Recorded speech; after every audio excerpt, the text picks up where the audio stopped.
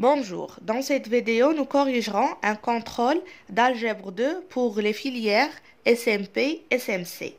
Alors, dans le premier exercice, on considère F un endomorphisme de R3. Lorsqu'on a F endomorphisme de R3, c'est-à-dire que F c'est une application linéaire de R3 vers R3. L'endomorphisme F est défini par F de 1, 0, 0, c'est égal à 1, moins 1, 1.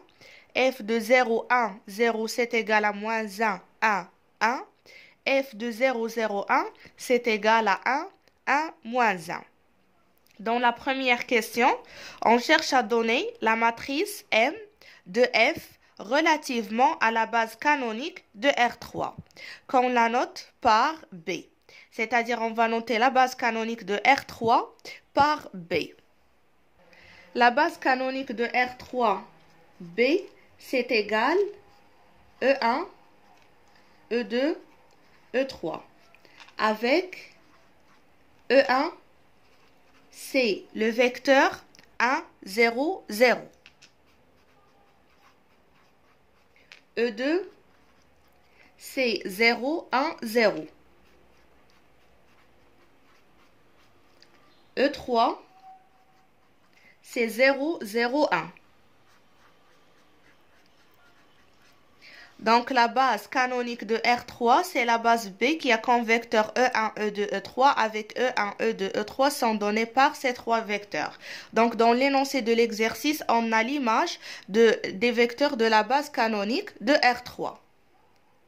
Alors, pour donner la matrice M de F dans la base B, par définition, on pose ici F de E1, F de E2, F de E3. Et ici, on met E1, E2 et E3. C'est la base canonique B. Et ici, c'est l'image de chaque vecteur. Donc, d'après l'énoncé de l'exercice, on a F de E1, c'est égal à 1, moins 1, 1. F de E2, c'est égal à moins 1, 1, 1. F de E3, c'est égal à 1, 1, moins 1. Donc, la matrice de F relativement à la base canonique de R3 est donnée par cette matrice. Dans la deuxième question, on cherche à exprimer f de x, y, z en fonction de x, y et z pour tout x, y, z appartenant à R3. Déjà dans l'énoncé de l'exercice, on sait l'image de E1, E2 et E3. Donc pour donner l'image d'un vecteur x, y, z quelconque de R3, on doit réécrire ce vecteur sous la forme de E1, E2 et E3.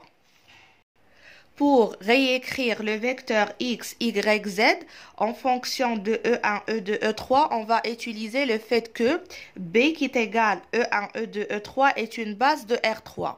Lorsqu'on dit que B est une base de R3, ça veut dire que B c'est une famille génératrice. Lorsqu'on dit que B est une famille génératrice, donc pour tout vecteur x, y, z appartenant à R3, il existe lambda 1, lambda 2, lambda 3 appartenant à R tel que x, y, z s'écrit en combinaison linéaire entre lambda 1, lambda 2, lambda 3 et les vecteurs.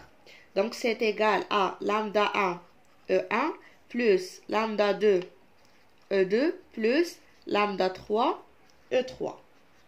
Voilà. Donc, on essaye de trouver lambda 1, lambda 2, lambda 3 à quoi est égal exactement. Donc, ici, on a lambda 1 fois E1 qui est égal à 1, 0, 0, plus lambda 2 fois E2 qui est égal à 0, 1, 0, plus lambda 3 fois E3 qui est égal à 0, 0, 1. Donc, c'est égal à lambda 1, 0, 0, plus 0, lambda 2, 0, plus 0, 0, lambda 3. Donc, c'est égal à lambda 1, lambda 2, lambda 3. Alors, on peut déduire que lambda 1, d'où lambda 1 c'est égal à x, lambda 2 c'est égal à y et lambda 3 c'est égal à z. Donc, le vecteur x, y, z, alors, x, y, z, c'est égal à lambda 1, c'est-à-dire x fois E1, plus lambda 2, donc c'est y fois E2, plus lambda 3, donc c'est z fois E3. Et maintenant, on passe pour calculer l'image f de x, y, z, autrement dit f de x, E1 plus y, E2 plus z, E3. On a déjà, d'après l'énoncé de l'exercice, que f est un endomorphisme. Donc, f, c'est une application linéaire. Alors, normalement, pour une application linéaire, on sait très bien que f de ax plus by, c'est égal à a, f de x plus b, f de y. Donc, ici, f de x, E1 plus y, E2 plus z, E3, c'est égal à x fois f de E1 plus y fois f de E2 plus z fois f de E3. Et normalement, on sait très bien f de E1, c'est égal à 1 moins 1, 1. F de E2, c'est égal à moins 1, 1, 1. F de E3, c'est égal à 1, 1 moins 1. Donc, on remplace ici pour obtenir l'image de x, y, z. Donc, on trouve que f de x, y, z, c'est égal à x moins y plus z. Après, c'est moins x plus y plus z. Après, c'est x plus y, voilà, c'est y fois 1, moins z. Donc, voilà f de x, y, z pour x, y, z appartenant à R3. Dans la troisième question, on pose U1, c'est égal à 1, 1, 1. U2, c'est égal à 1 moins 1, 0. Et U3, c'est égal à 0, 0, 1. On cherche à vérifier que B', qui est égal U1, U2, U3, est une base de R3. Alors, pour ainsi faire, on va tout simplement démontrer que cette famille est une famille libre et remarquer que le cardinal, son cardinal, c'est égal à la dimension de R3 pour déduire que B' est une base de R3. On a la famille B' est libre car pour lambda 1, lambda 2, lambda 3 appartenant à R, on a lambda 1 fois U1 plus lambda 2 fois U2 plus lambda 3 fois U3 est égal à 0 de R3. C'est équivalent dire que lambda 1 fois 1, 1, 1 plus lambda 2 fois 1 moins 1, 0 plus lambda 3 fois 0, 0, 1 c'est égal à 0, 0, 0. Ce qui veut dire que lambda 1 plus lambda 2, ici c'est lambda 1 moins lambda 2, après c'est lambda 1 plus lambda 3 c'est égal à 0, 0, 0. Donc, lambda 1 plus lambda 2 c'est égal à 0. Lambda 1 moins lambda 2 c'est égal à 0. Et lambda 1 plus lambda 3 c'est égal à 0. Ici, on remarque que lambda 1 c'est égal à lambda 2. Alors, si on remplace ici, on obtient 2 lambda 2 c'est égal à 0, ce qui veut dire que lambda 2 c'est égal à 0. Alors, lambda 1 et aussi c'est égal à 0 et on a lambda 3 c'est égal à moins lambda 1 donc c'est égal à 0. Alors on peut déduire que lambda 1 c'est égal à lambda 2 c'est égal à lambda 3 c'est égal à 0, ce qui prouve que la famille est une famille libre. On a de plus, dimension de R3 c'est égal à 3, c'est égal à cardinal de la famille B'. Donc, on peut déduire que la famille est une base de R3. On peut utiliser aussi une deuxième méthode pour démontrer que B' est une base. On peut calculer déterminant de B' et si on trouve que déterminant est différent de 0, on peut déduire que B' est une base. Voilà, deuxième méthode, on a déterminant de B', c'est égal à déterminant de 1, 1, 1. 1 moins 1, 0, 0, 0, 1. Ici, on a posé U1 ici c'est U2, ici c'est U3. Donc le déterminant c'est égal, ici on a des zéros, le seul coefficient non nul c'est 1, le 1 se trouve dans la troisième ligne, troisième colonne, donc le déterminant c'est égal à moins 1 à la puissance 3 plus 3 fois 1 fois le déterminant qui reste lorsqu'on barre la troisième ligne et la troisième colonne, c'est le déterminant de 1, 1, 1, moins 1. Donc, c'est égal à 1 fois moins 1, donc c'est égal à moins 2, différent de 0. Donc, B' est une base de R3. Dans la quatrième question, on cherche à donner P, la matrice de passage de la base B à la base B' et calculer son inverse. Alors, P, la matrice de passage de la base B à la base B' est donnée par la matrice suivante. On met ici les vecteurs de la base B'. Donc ici, je pose U1, U2 et U3. Ici, je pose les vecteurs de la base B. Donc c'est E1, E2 et E3. Alors maintenant, j'essaye d'écrire U1 en fonction de E1, E2, E3, de réécrire U2 en fonction de E1, E2, E3 et de même E3 en fonction de ces trois vecteurs. Alors on a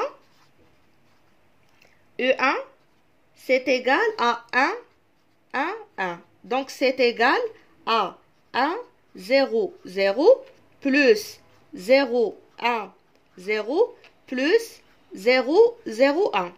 Donc c'est égal à E1 plus E2 plus E3. Alors, ici, j'ai multiplié E1 par 1. J'ai multiplié E2 par 1 et E3 par 1. Voilà la première colonne. Alors, pour écrire la deuxième colonne de cette matrice, on doit écrire U2 en fonction de E1, E2, E3. On a U2, c'est égal à 1 moins 1, 0. Et c'est égal à 1, 0, 0, moins 0, 1, 0. Donc, c'est égal à E1 moins E2. Alors, ici, j'ai multiplié E1 par 1 et E2 par moins 1. E3, j'ai pas de E3, donc j'ai multiplié par 0. Et de même pour E3. E3, c'est égal à 0, 0, 1. Donc, c'est égal à exactement à E3. Alors, ici, on n'a pas de E1, donc on a multiplié par 0. On n'a pas de E2, donc on a multiplié par 0. Et pour E3, on a multiplié par 1. Donc, voilà la matrice de passage de la base B à la base B'. Pour calculer l'inverse de la matrice P, on va utiliser la règle suivante. L'inverse de la matrice P, c'est égal à 1 sur déterminant de P fois T comatrice de P. T comatrice est transposée de la comatrice de P. Alors, on a déjà calculé déterminant de P. On a trouvé que déterminant de P, c'est égal à moins 2. Alors, il nous reste à calculer la comatrice de P. Donc, comatrice de P, c'est égal. Alors, on pose ici. On commence. On a la première composante, se trouve dans la première ligne, la première colonne. Alors, je barre la première ligne, la première colonne. Le déterminant qui me reste, c'est moins 1, 0, 0, 1. Donc, je pose ici moins 1, 0, 0, 1. Je passe ici, c'est la première ligne, deuxième colonne. Le déterminant qui me reste, c'est 1, 1, 0, 1.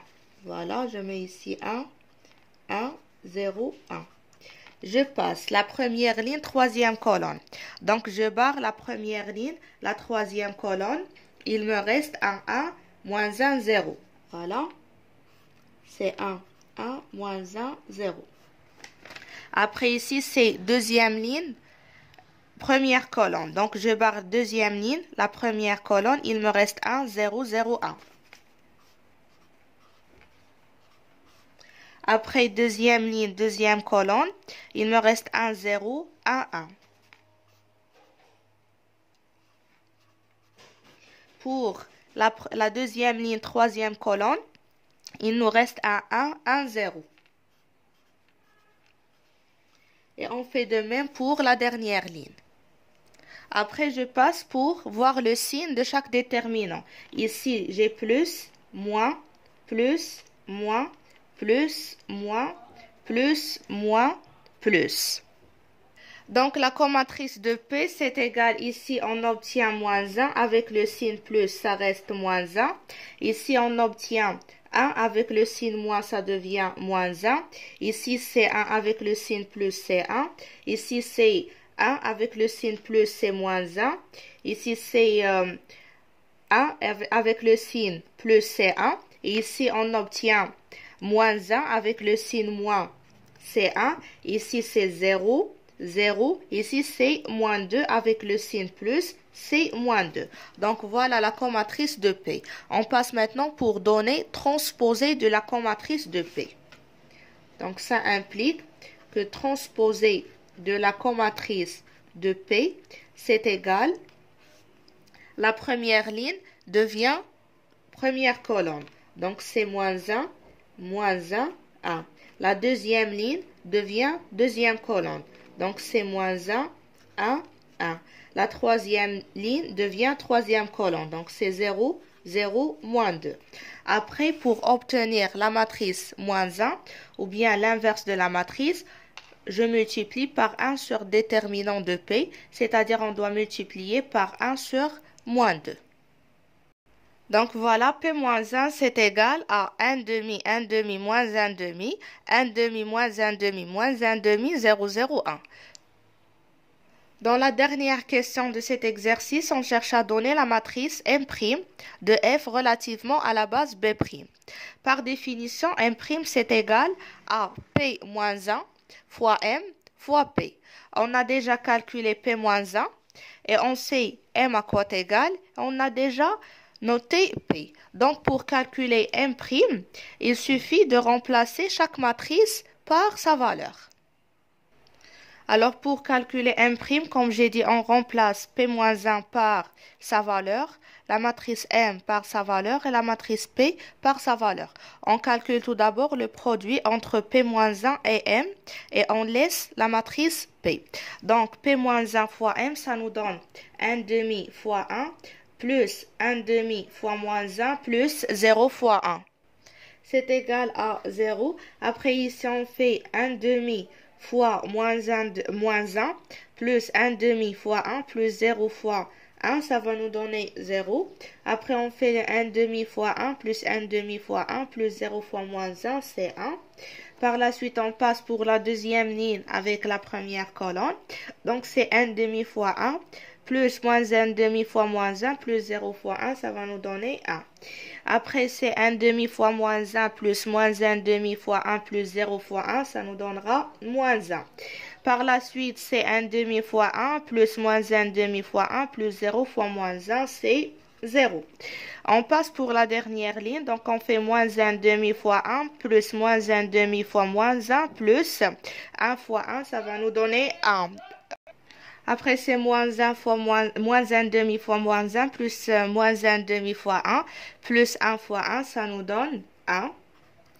Et la dernière composante, c'est moins 1 demi fois 1 plus moins 1 demi fois 1 plus 1 fois moins 1, ça nous donne moins 2.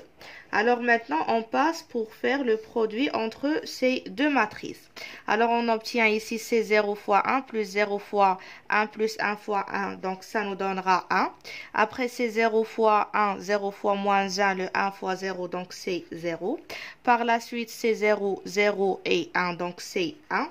Ici c'est 1 fois 1 plus moins 1 fois 1, donc c'est 0. Plus 0 fois 1, donc c'est 0. On passe pour 1 fois 1 plus moins 1 fois moins 1 plus 0 fois 1, ça nous donne moins 2. Ou bien, ça nous donne 2. Après, c'est 1 fois 0 et moins 1 fois 0 avec le 0 fois 1, c'est 0. Pour la dernière ligne, c'est 1 fois 1 plus 1 fois 1 plus moins 2 fois 1, ça nous donne 0. Et ici, c'est 1 fois 1 plus 1 fois moins 1 plus moins 2 fois 0, c'est 0. Et la dernière composante, c'est 1 fois 0 plus 1 fois 0 plus moins 2 fois 1, donc c'est moins 2. Alors voilà m' à quoi égal. Alors, dans la prochaine vidéo, on continuera la correction de ce contrôle. Il nous reste deux autres exercices.